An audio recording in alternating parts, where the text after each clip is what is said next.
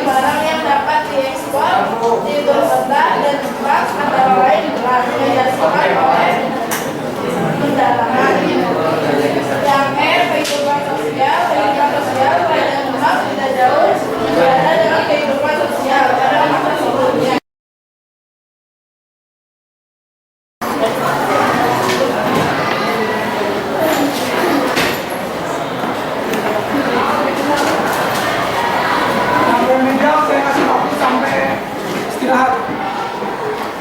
Kalau sampai istirahat belum dikumpulkan nilainya ya pasti akan ada.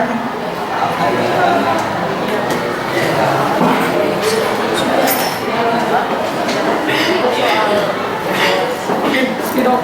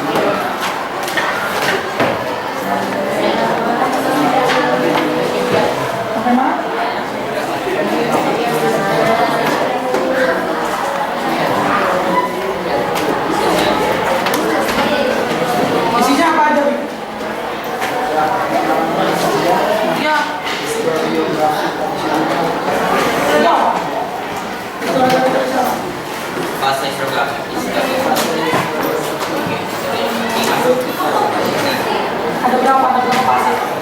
Ada 3. Pasal apa aja nih? Masa apa ya?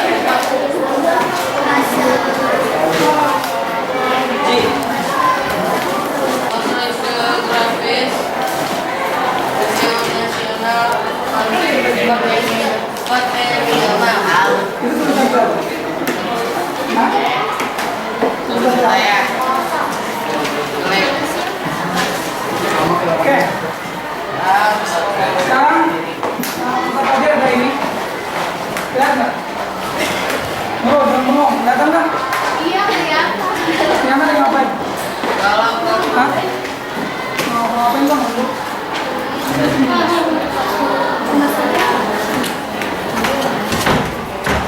Masih disegel ya?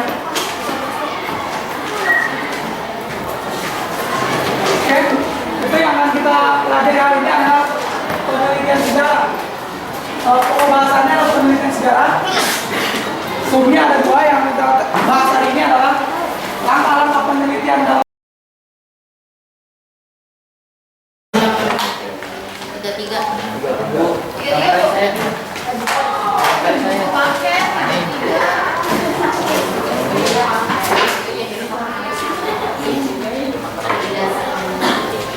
Ya, di wilayah Jawa Tengah pada sekitar abad ke-8 berkembang sebuah kerajaan besar yang disebut Kerajaan Mataram Kuno. Pusat pemerintahan Kerajaan Mataram Kuno disebut Bumi Mataram yang terletak di pedalaman Jawa Tengah.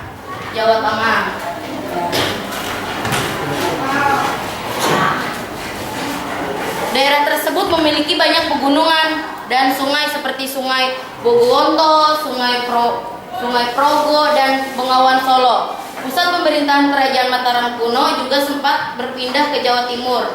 perpindahan kerajaan Mataram dari Jawa Tengah ke Jawa Timur disebabkan oleh dua hal.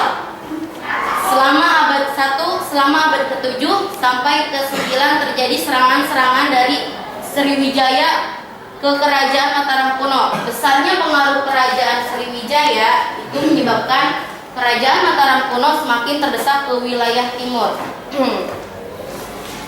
Yang kedua, terjadinya letusan Gunung Merapi yang dianggap sebagai tanda pralaya atau kehancuran dunia.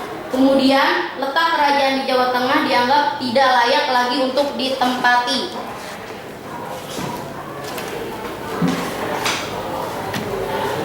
Menyimak kan? Iya, Bu. Oh, kecepatan.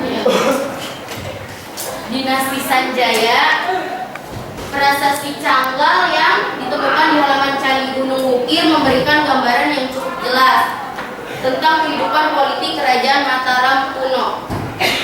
Prasasti ini bertuliskan tahun 654 Saka atau 732. Ditulis dengan huruf ya 654 dan 732.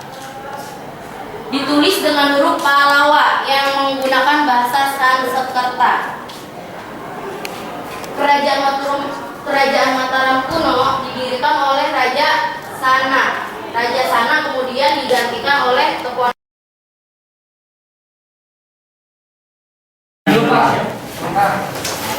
Seperti proses masuknya Hindu Buddha di Indonesia, Hindu Buddha di Indonesia ada 4 teori. Teori Brahmana, Ksatria, Sudra, dan Vaishya. Bukan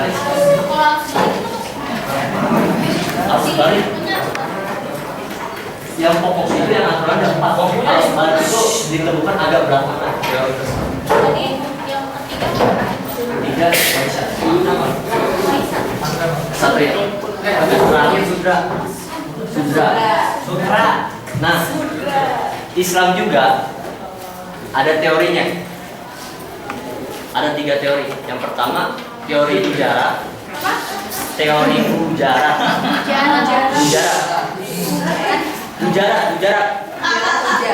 GG.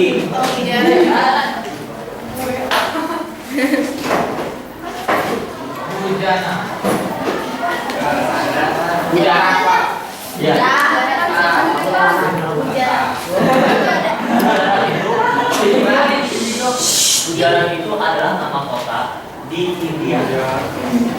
Merupakan kota pelabuhan di India.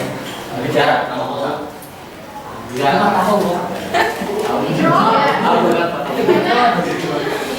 India. Yang kedua teori Mekah.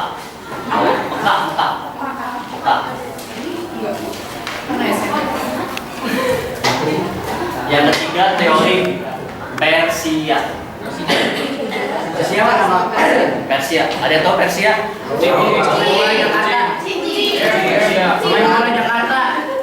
Klub bola Jakarta. Persija. Persia daerah mana? Ada yang tahu nggak? Persia aja. Timur Jakarta. Persia. Kunci.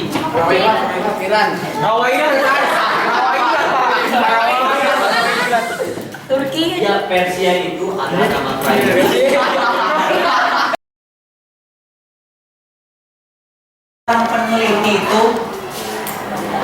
peneliti itu dituntut kejujurannya.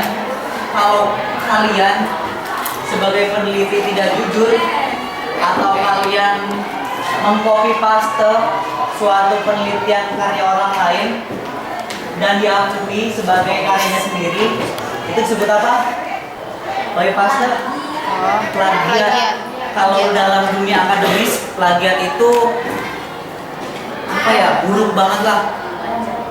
Yang membajak itu dianggap seperti kayak sampah. Karena di dunia akademik berarti kan mereka orang-orang terdidik. Kalau di kelas kan mereka kelas-kelas elit. Tapi mereka melakukan pembajakan gitu kan. Itu benar-benar dianggap rendah kalau di dalam dunia akademisi kayak gini. Nih, interpretasi dilakukan agar hasil tulisan bersifat analitis dan tidak sekedar deskriptif atau naratif, hanya kita sekedar menulis gitu kan, itu nggak boleh. Itu harus memiliki sumber-sumber yang jelas dan harus secara runtut, secara kronologis. Nih, historiografi. Ini langkah terakhir dalam penelitian sejarah, ini langkah terakhir gitu kan, merupakan langkah terakhir, yaitu proses penulisan kembali dan penyusunan kisah masa lampau yang direkonstruksi berdasarkan pada fakta yang telah ditafsirkan tadi. Ini proses terakhir setelah kita Dokumentasi PPL. melakukan penelitian secara runtut melalui 3-4 tahapan yang tadi. Ini langkah yang terakhir. Oke, nggak ada yang nanya? Nggak ada yang nanya? Yuk. Apa?